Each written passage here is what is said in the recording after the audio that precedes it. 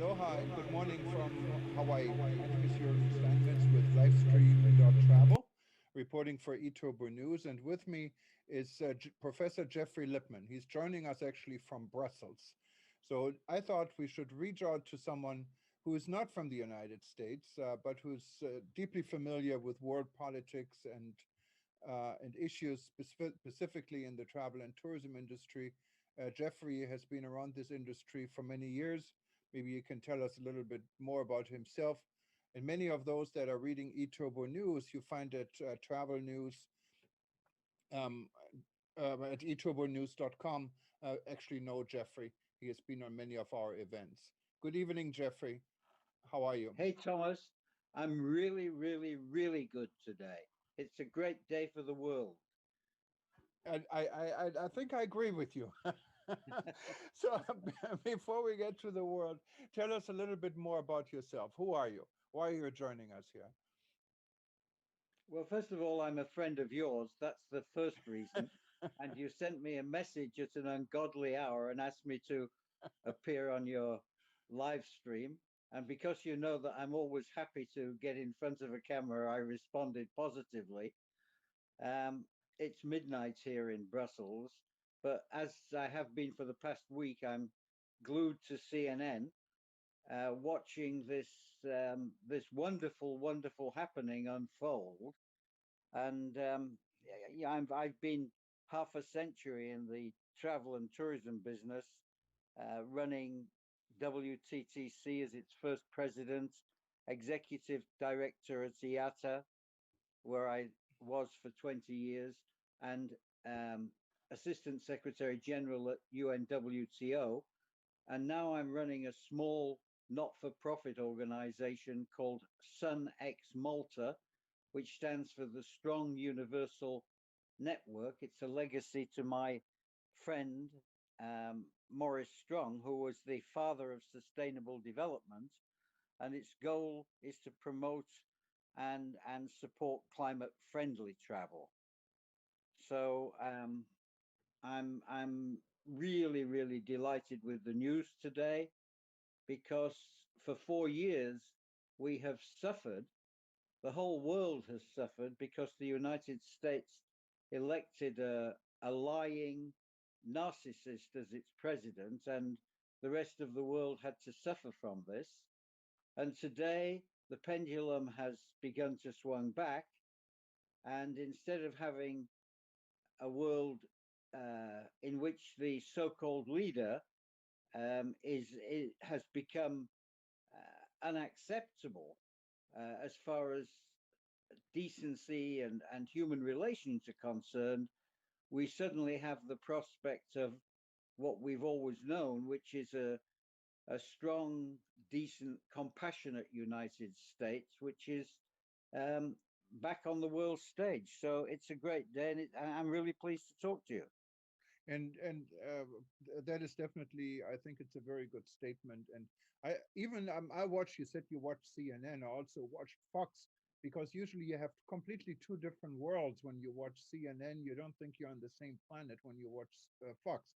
And I have to say, in the last few hours watching Fox, it looks like they're almost turning into a CNN. So I think we see some shiftings here, and people are on the street. They're celebrating rightfully because we all need a little bit of encouraging news in the times of we're going through with the epidemic. Specifically, the United States has been hit extremely hard with 200 and some thousand cases every day, more than 1,000 people dying every day on this virus. And the more I think about it, this all somehow has a cause. And of course, when you look at the travel and tourism industry, travel and tourism is one of the causes. So how do you think a future president? Now we have a little bit time because we have to January. We still have to deal with President Trump. But how should President-elect Biden prepare to make an immediate impact in January in regards to the pandemic and where this country is and about the country's standing overseas, specifically in Europe and in Asia? Well, as far as the pandemic is concerned, I and many friends of mine around the world have watched in horror as the Trump administration has abrogated all responsibility for public health. And what we had seen beginning to happen, you mentioned the number of cases, the number of deaths. Um, the US was beginning to become a sort of super spreader potential, which is terrible for American citizens, and also from a tourism perspective was likely to have an incredible damaging effect of limiting tourism to the United States and limiting tourism from the United States, because you can't be in a situation where people who are potential spreaders are actually getting into the system. So, if only for that, it's not only for that, but if only for that, the election of President Biden and his administration will bring some proper governance into the situation. And I believe that in the coming months, they'll do what every other country in the world is doing, which is deal with it as a public health emergency.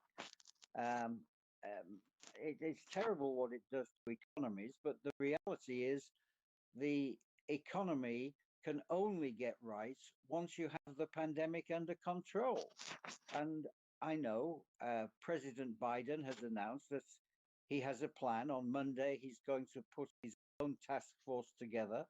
And I think we'll see with this being dealt with following the recommendations of the scientists and the doctors, not diminishing them, calling them names, ignoring their recommendations. And it's a in the context of a very bad situation, because the pandemic is very bad. Today is a very, very good day. Yeah, The second thing I think that President Biden will do, which is for me and my focal point in life at the moment, he'll bring the United States back into the Paris Agreement where it should have been all along. Donald Trump took it out. Only three countries in the world were outside the Paris Agreement: the United States, Nicaragua, and Syria. It's a total mockery. The United States is a massive contributor to global pollution, to greenhouse gases, and was an architect of the Paris Agreement under President Obama. And it's night and day to have the US back in there. And he said that's the first thing that he will do. And then the third thing I think, which I think is incredibly potentially positive, is he's going to deal with the economy by bringing in his own version of a Green New Deal, and put a lot of emphasis on infrastructure. He'll quickly put a stimulus package together. I'm sure because of his long experience in the Senate, he'll be able to work across the party lines and put a decent stimulus package together. And that should get the economy going. And when the economy starts to get going, tourism will begin to ramp up. And with proper public health controls, tourism to and from the United States should begin to ramp up. And during the course of 2021, and it will take some time. This is a big hit, this pandemic. But during the course of 2021, I think we'll begin to see a re-emergence of travel and tourism as a strong and powerful world industry. And I sincerely hope that the kind of tourism that comes back is one which is less focused on quantity and more focused on quality and sustainability. And certainly from the perspective of Cenex Malta, we've put some tools in place that allow people to develop a new approach to a green and clean kind of tourism, one which fits in with the Sustainable Development Goals of the United Nations, and one which fits in with the Paris Climate Agreement. So I think it's a whole new beginning with the Biden administration, and it brings back decency into international affairs. You won't see the Biden children on the television screen all the time. You won't see Hunter Biden sitting in the US place in the G20, which you saw Ivanka Trump doing, which was just ridiculous, a complete distortion of international relations. So, as you can see, I'm delighted to be able to comment on this because I think this has been a watershed, not just for the United States, but for the whole world economy, and for civility in international relations. And this is completely the case. Specifically, if you look at where we are here, and I know we have a lot of our readers watching us now on Hawaii News Online and some of our local channels, we were able to get to this. Hawaii always has been quite different in the United States when it comes to climate, environmental protection, and so forth.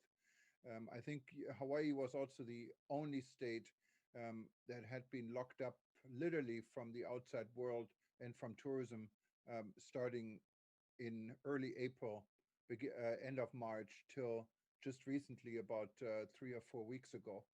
And You have you, you yeah, have my dog in your picture. Can you see it? wonderful, wonderful. We love dogs, and and Sorry about that. no, no, no, no, that's great. And of course we have run our economy against the brick wall, and the numbers, as you said, the numbers are not coming back even after we opened up tourism with testing. The numbers now, in the first day we had 7,500 tourists arriving in Hawaii. A normal day would have been 30 to 35,000, what was good. But then the numbers went back down to about 1,600, 2,000. And we don't know the latest. Our governor is now, with the help, hopefully, of the State Department, talking to international destinations. And we just opened up to allow visitors from Japan to come here. The only downfall is when Japanese go back home, they have to go 2 weeks in quarantine. So we're working with them to do this. And I love the statement our governor made at a press conference just about 3 days ago when he said, well, here you really wish we wouldn't be part of the United States because we have to uh, follow all these restrictions on a national level when it comes to travel bubbles, and open up travel and tourism. How do you see, you're talking about quality tourism, and you're talking about reopening the tourism industry to save the economy. And if you compare Hawaii with many other jurisdictions like Florida, where you literally just opened the industry, Georgia even worse, and you can see right now these two states are suffering tremendously, probably because of this. Well, what do you think would be a good approach when it comes to the tourism world to think about reopening? The reality is we ought to be following public health rules. A lot of time is spent inside the industry, as it is in most industries, seeing how you can get back to the situation as it used to be. But the fact is, our sector of the economy is a tricky one because we have the potential to spread the virus. You know, if you're a manufacturing company and you're producing um, cereal or widgets or something, you have to be careful with your health conditions, but you're not actually a potential spreader of the virus. Whereas people traveling between locations, it only takes one person to get you into a new startup situation. So we have to be super vigilant, and I think we will need to have strong, effective, widely agreed um, rules at all airports in the world and at all border crossings that make sure that everything has been done that is possible to contain the virus. And this will take time. Testing takes a while, it's costly. Those elements have to be the price of testing, the speed of testing has to be brought down. The universality of testing has to be put in place. And this requires international negotiation, which, of course, um, President Biden and his team will be well aware of and well open to, and which the current administration has simply not been able to do. So I'm optimistic about the capacity for putting a new system in place, but I'm also very cautious. It's going to take time. We have hundreds of airports around the world. We have thousands of planes operating every day. And much as one would like to say it can go back to normal quickly, it won't go back to normal quickly. And the new normal will be very different. We'll have to get used to different conditions in airports, different conditions on aircraft, and different documentation that people will have to have when they're traveling internationally. We're going to have to use a lot more digital um, containing of information so that when you go through borders, you'll be able to put your mobile phone onto a scanner and be able to move through the system this way, knowing that you're showing some sort of um, publicly recognized certificate that shows that you're free from COVID-19. And this is going to take time, whether we want it to happen quickly or not. It's better that it happens safely and securely. And I think in the long end, everyone will gain, including tourist destinations. If you open up too quickly, I think I sense this. The Yeah, the uh, danger is that you cannot sustain it, you know. yes, and it's not. Donald Trump's been saying it's like the flu, but it kills people, and that's one we get numbed. We forget the numbers, but as you said, there's 250,000 plus new cases in the United States every day, and 1,000 people dying, and we need to make sure that that's under control, and that we don't allow the virus to determine how our world will evolve, because that's what was happening in the world's most important marketplace under the Trump herd immunity laissez-faire attitude.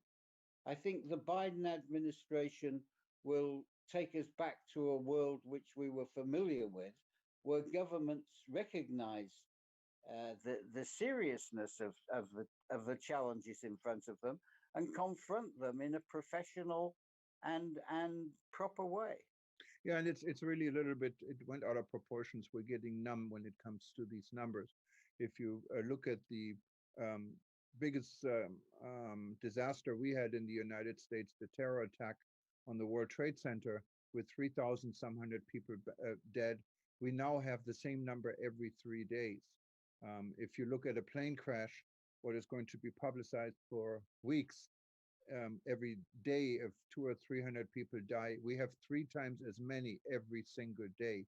And to calling it a flu, I agree with you, is just complete lunatic. But Jeffrey, this was very good insight. And anything else you'd like to add? No, I'm just jealous of how beautiful it looks in Hawaii behind you. And and the only thing I'll add, it's good to see you looking well. I've participated in a number of the events that you're holding. You're doing an incredible job with ETN in getting messaging out to the industry in these days, and it's just good to see you looking so well and enjoying life in difficult times. Well, I think that's what. Thank you. I probably could look. Yeah, I haven't stood up, but I got to lose more weight here. Because I haven't had the guts to go to the gym, but I try to keep my pool exercise in place, and I'm lucky I live in a building where we have a nice pool, so that's a good thing. But yes, we all You, have to stay healthy. That's very important. you should tell the truth. You're probably sitting there in your boxers, so, No so you comment. so you can't stand up. It's always delighting to talk to you, Jeffrey, and I hope you have a good night. And Yeah, you, thanks. you stay healthy as well. And good night to Belgium. And we talk to you soon. Yeah, thanks a lot. Thanks for thinking of me. Bye. Bye bye.